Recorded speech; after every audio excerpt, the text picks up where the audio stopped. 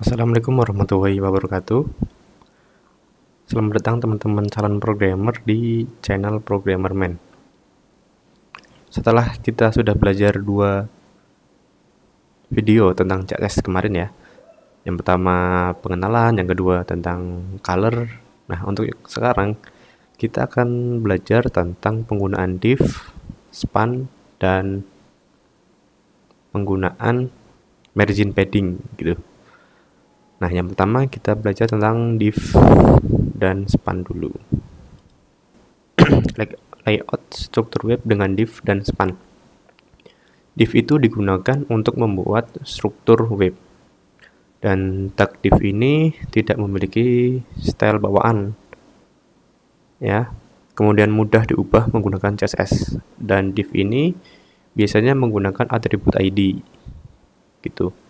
Kan di video yang sebelumnya kita sudah menggunakan ID, sudah menggunakan span juga. Nah, contoh paling umum untuk penggunaan div ini itu sebagai kontainer atau pembatas satu struktur HTML. Nanti kita coba ya contohnya.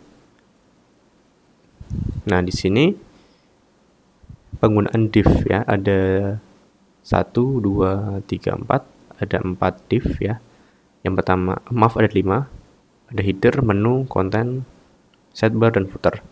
Nah, struktur web di atas ditemukan pada web modern ya yang menggunakan CSS untuk men-style halaman, dan masing-masing tag memiliki atribut ID yang berbeda.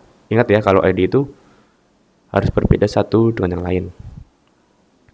Maka tampilannya akan seperti ini.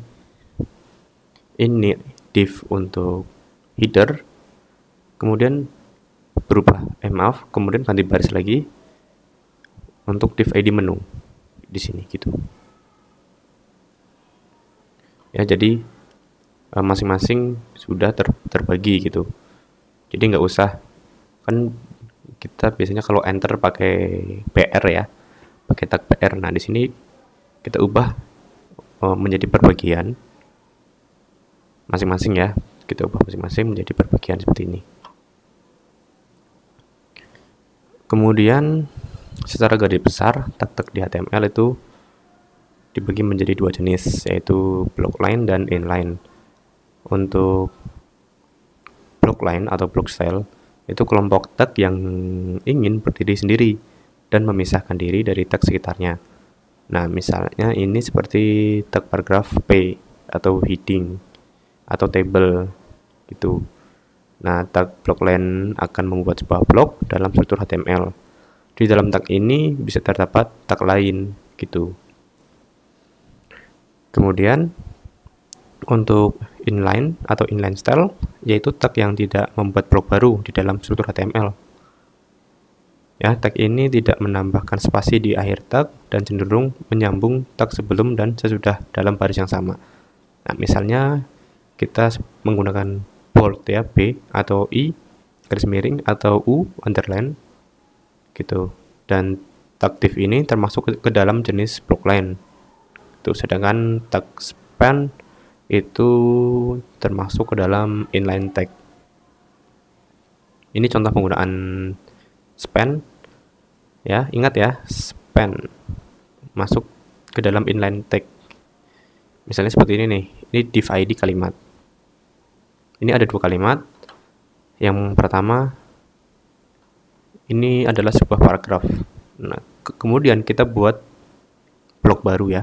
Kita pisahkan gitu dengan div ID kalimat sama ya. Ini juga sebuah paragraf. Nah, bedanya di sini kita menggunakan span dan kelasnya miring. Di sini miring ya. Miring font style italic gitu.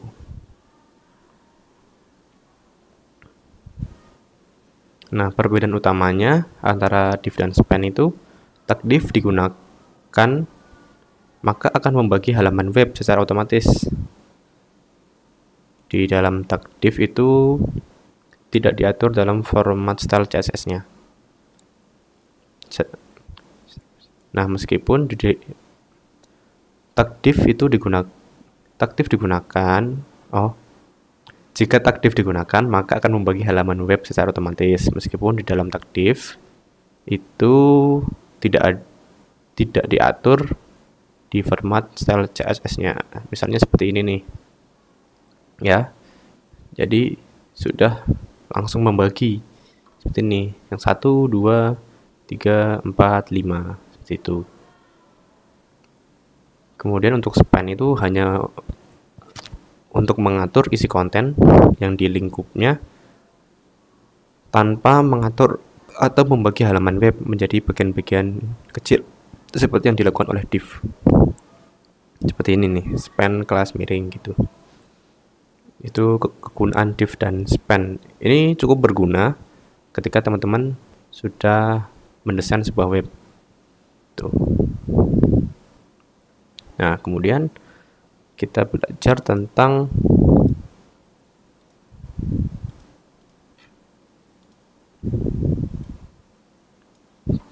border, margin, dan padding. Oh ya, kita contohkan dulu ya untuk penggunaan span dan ID. Misalnya penggunaan div aja deh. Penggunaan div ini misalnya hapus aja dulu. H4 mungkin ya, H4 gitu aja.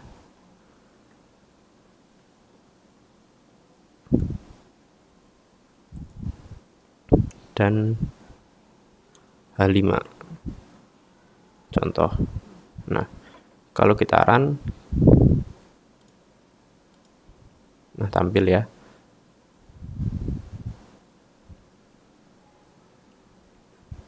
Oh sebentar, kita jangan pakai heading karena heading itu otomatis membagi nanti. Kita coba langsung paragraf aja. Kita save. Contoh internal style sheet. Contoh internal style sheet. Nah ini contoh internal style sheet. Kemudian kita coba pakai div.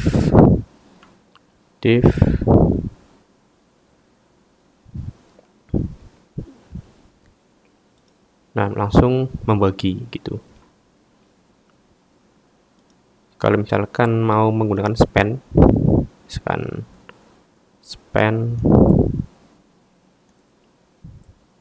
kelasnya tadi miring ya.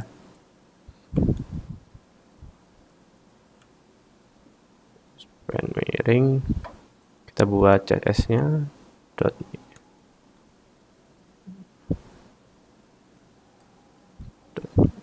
miring, misalnya font style italic, kita coba. Nah seperti ini, kurang lebih seperti itu untuk penggunaannya.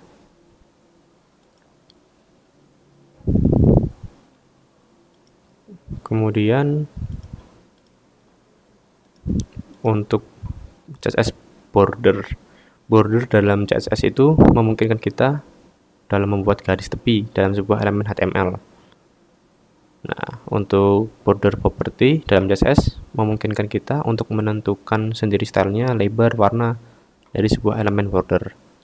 Nah, contoh-contoh untuk border style itu bisa seperti ini ya. Kita langsung aja coba untuk bordernya. Oh sebentar, misalnya ini ya border width. Jadi properti ini akan menentukan ketebalan dari 4 sisi border. Contohnya kita akan coba p border, kemudian ini untuk paragraph border ya, border style solid, kemudian kita coba atur persentasenya. Kita langsung aja cobain p.border tuh. Kemudian kita border stylenya border style solid, kemudian kita atur border width-nya, border width ya. Di sini ada contohnya, jadi 25, 10, 4, 35. Jadi teman-teman bisa mencoba masing-masing ya. Apa sih bedanya Jika diganti diganti persentasenya di sini, kalau diganti 35 bagaimana, diganti 100 bagaimana gitu. Bisa teman-teman coba masing-masing. 4px 10px sama 35px. Coba kita run, kita p, kemudian kelas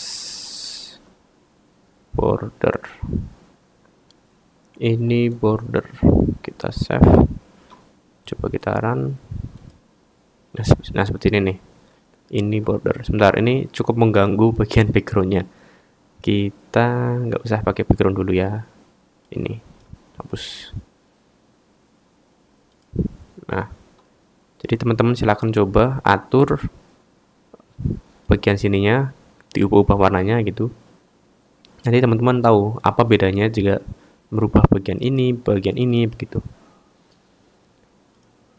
Kemudian untuk margin digunakan untuk membuat jarak tepi pada sebuah elemen HTML.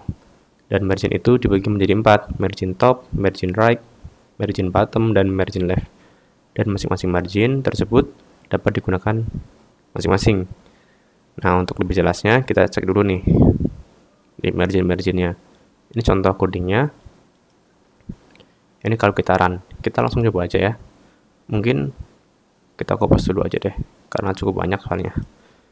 Kita langsung coba copy dulu.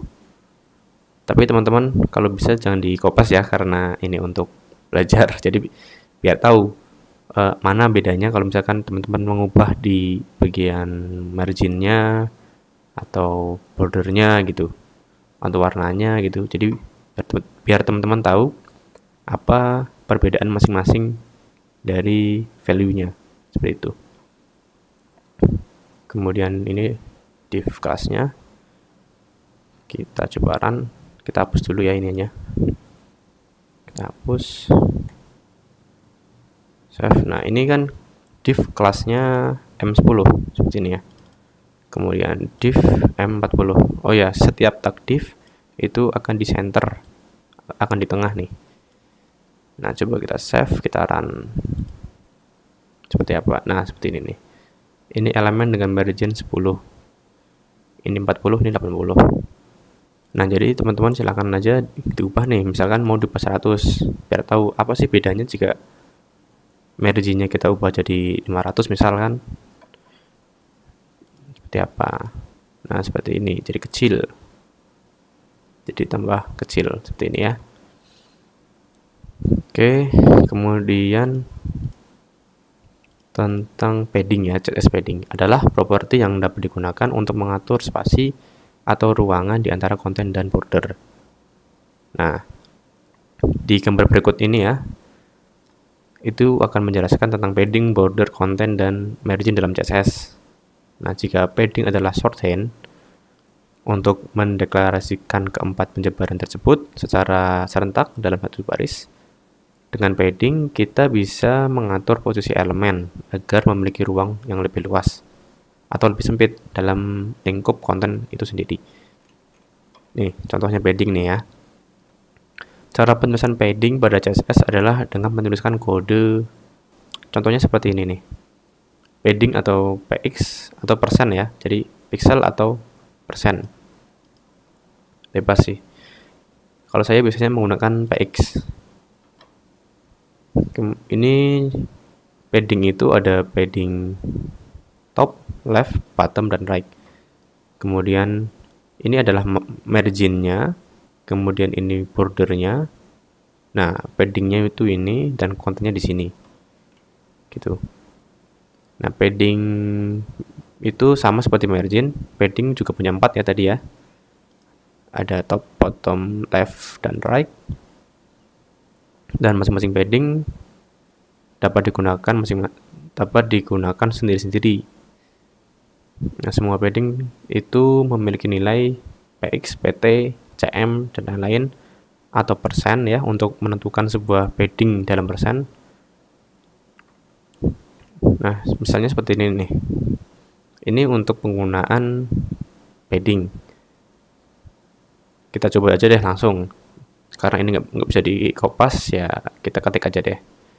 Kita coba dulu. Yang pertama div. Oh bentar, kita kan udah membuat tag div ya di atas. Tag div ini kita ubah border 1 px solid black, kemudian padding top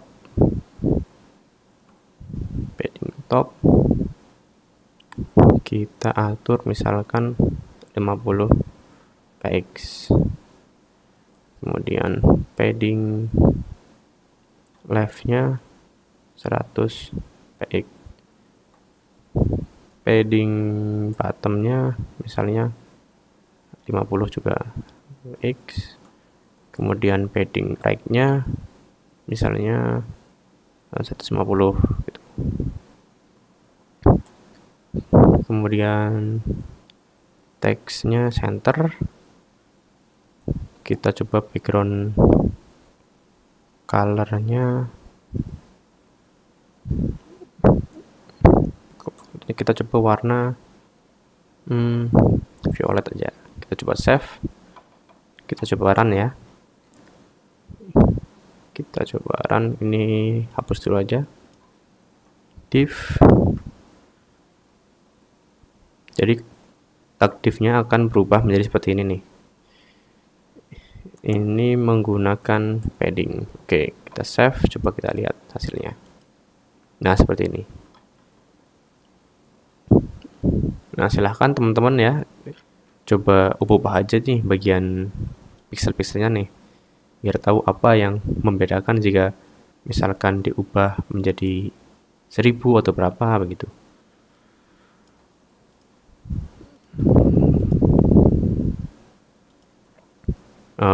Misalkan mau diubah menjadi 30, menjadi 20 begitu. Silahkan aja ya teman-teman ubah. Dan kurang lebih seperti itu untuk pembelajaran CSS. Untuk cara cepatnya ada memang, tapi ya kembali lagi teman-teman juga harus tahu tentang dasarnya. Jadi di cara cepatnya ya, misalkan template, kalau misalkan teman-teman mau merubah tampilan, teman-teman tahu nih mana yang mau diubah gitu. Misalkan tadi tag tentang div kelas, misalnya kelas warna gitu. Nah, kalau teman-teman udah tahu dasarnya, paling nggak teman-teman tahu nih jika merubah warna pada misalnya tadi pada ini, teman-teman tinggal cari file CSS-nya gitu, kemudian tinggal cari yang bagian warna. Lalu udah tahu nih yang mau diubah, misalnya tadi warna violet mau diubah jadi warna biru gitu. Jadi teman-teman udah tahu apa yang harus dilakukan gitu. Nah, oke, kurang lebih seperti itu. Berikutnya kita akan membahas tentang JavaScript.